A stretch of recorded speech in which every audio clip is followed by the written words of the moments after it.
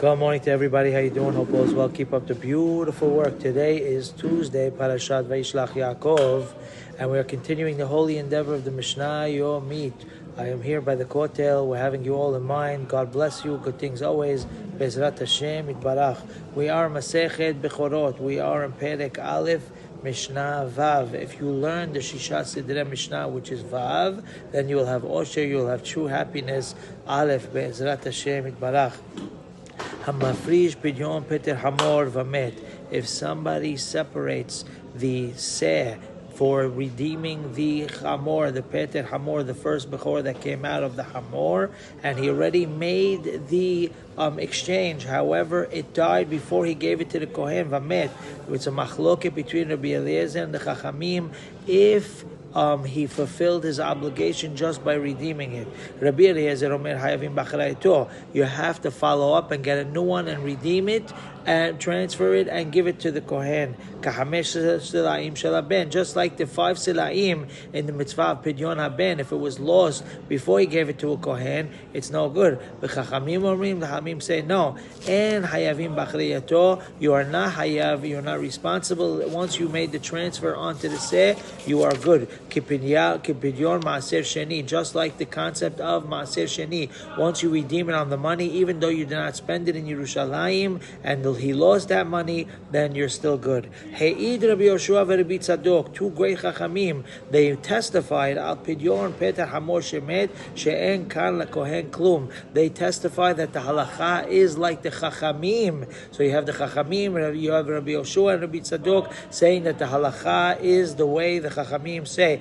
Met peter hamor. What if it died, the firstborn that came out? Rabbi Eliezer Omer Yikaver. He says we're talking about after he transferred it to the seh, the sheep or the goat, before he gave it to the kohen. Now it died. The firstborn hamor died. What do you do with it? Yikaver, because Rabbi Eliezer holds it still holy, so it has to get buried because the transfer wasn't good since it died before it went to the kohen. Umutar banator shel taleh, and you're allowed to have benefit from the animal of the goat or sheep that died. Why? Because he holds that it didn't work, the transfer. The Chachamim omrim, however, the Chachamim say, and no sarich likaver, the chamor does not have to be buried because it's not holy anymore. Vatalel kohen, and the sheep or the goat has to go to the kohen because they hold that the transfer was a good transfer. Mishnah Zayin for Zahav, the Torah is even greater than all the gold in the world. Hashem shall bless us all with Parnasah b'Shefa. Lo ratzah lifdoto. Let's say someone had a firstborn hamor and he doesn't want to redeem it onto a sheep. Or for b'kofitz ma'harav b'kovro. He has to cut off its head and bury it afterwards. That's what the Torah says. Mitzvat pediyah kodem mitzvat arifa. However, even though, of course, the mitzvah, a person has to break its neck if he did not make the pidyon. However, the pidyon, the transfer onto the sheep, goes first, and then if not, then they break its neck. Arifa. Shneimar ve'im lo tifteh. If he doesn't redeem it, va'arafto. Mitzvat yi'idah kodemet mitzvah pediyah. Now we're talking about other mitzvot. Since we have 2 items to do in certain mitzvot, it gives us the order which one is better and which one is second best.